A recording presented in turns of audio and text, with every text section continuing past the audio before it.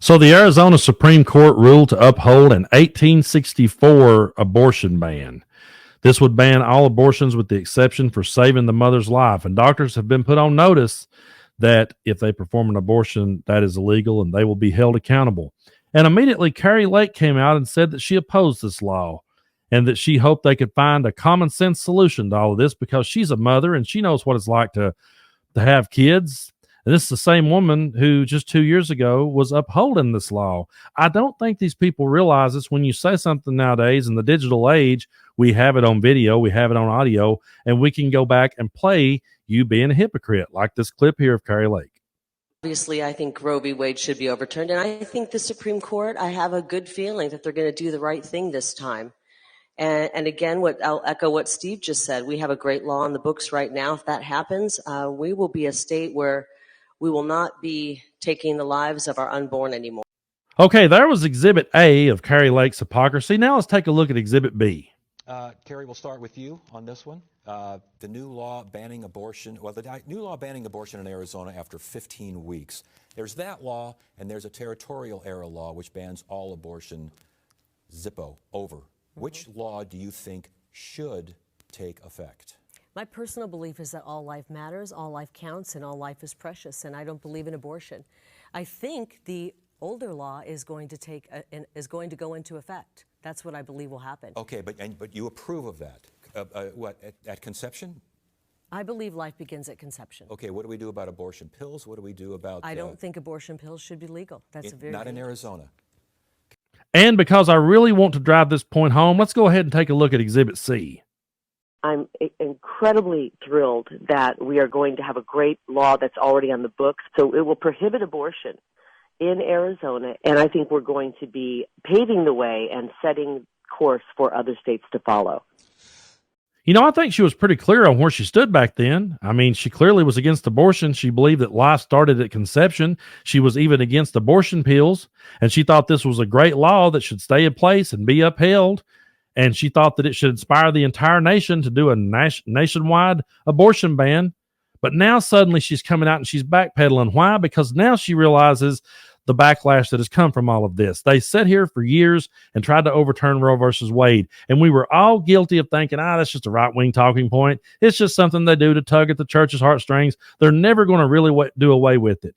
I'm guilty of saying that. I'm guilty of believing that. But here we are upholding laws from 1864. If you'd have told me back when I was in high school, hey, yeah, we're going to go back to 1864 one day, I said, no way. We're moving forward. We're progressing. And in 2024, we're going to be miles ahead of ourselves.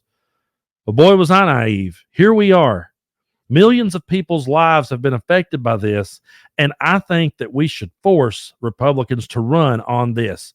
We should hold their feet to the fire every time they open their mouths about this. Nope, you're the ones that done it. You're the ones that bragged about it. And when they try to interrupt and say, oh, no, well, now I oppose this, go play the clip. Just roll it back. Show Kari Lake the clip. Show Donald Trump the clip of him bragging about overturning it, bragging about killing it. He's the only one that could do it. They tried for years. I'm the only one that can pull it off. Show it to him every time he tries to say, every time he tries to backpedal, show it to him. Hold their feet to the fire. And let them know about every woman out there who has been affected by this. Let them know about all the families who have suffered because of this.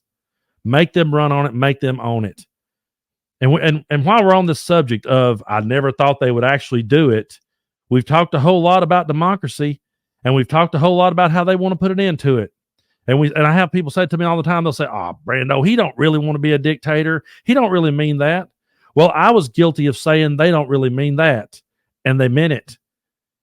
So do you really trust the people that are bragging about overturning Roe versus Wade? Are you really going to trust them with your democracy? Are you really going to let a guy be a dictator just for 24 hours? He'll give it back to you. Are you really going to trust him? We need to start believing them when they tell us who they are. We need to start believing them when they tell us what they want to do. When they say these things, the reason they're saying them is to see how many people out there will pump their fist. And Donald Trump has got a whole movement pumping their fist, flying flags off their boat. Every time they see these people out there with flags flying off their pickup trucks, every time they see people out there chanting along with him at these rallies, what they're doing is testing the water to see how far can we go with these people. How much will they accept? And MAGA has no gag reflex whatsoever. They'll take it all. They'll stand there and let their democracy go right out the window. They'll sit there and let their rights go right out the window if they think that Donald Trump is protecting them. You got to stop and say to yourself, if he would come after this group of people, what's to say that one day you're not going to rub him the wrong way and he comes after you? Oh, no, he wouldn't do that to us. No. Well, he did it to women. You think you're really special at the end of the day? Look at anyone who has ever stopped and said one bad word about Trump. He picks these people, by the way. He picked all these people to be around him, said they were the best, the smartest of people. He only picked the best. And then when they came out and started talking about what an incompetent leader he truly was and what a clusterfuck it was behind the scenes, then suddenly they're the worst people. They're traitors. They're communists. They're Judas Iscariot suddenly. I'm so sick of this shtick. It's so repetitive. It's so redundant. And no matter how many times you show someone the footage, they still can't see it. And I know that I make a lot of boxing and wrestling analogies, but if you ever go back and watch the old fight of Muhammad Ali versus Joe Frazier, the Thrilla in Manila, go watch that fight sometime. Ali just dangled his left jab in front of Frazier's face, and Frazier would swat it. When he swatted it, he left himself open, just kept getting peppered in the face. His eyes are swelled shut, his lips are bleeding, his nose is bleeding, and his trainer's going, "Quit swatting the jab, Joe.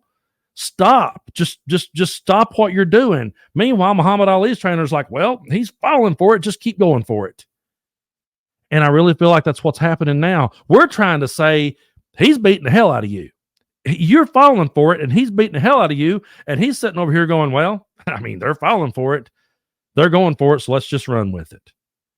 No, we can't let Kari Lake weasel her way out of this one. Anytime she goes on any show or podcast or wherever out there in this world and starts trying to say, oh, I oppose this now.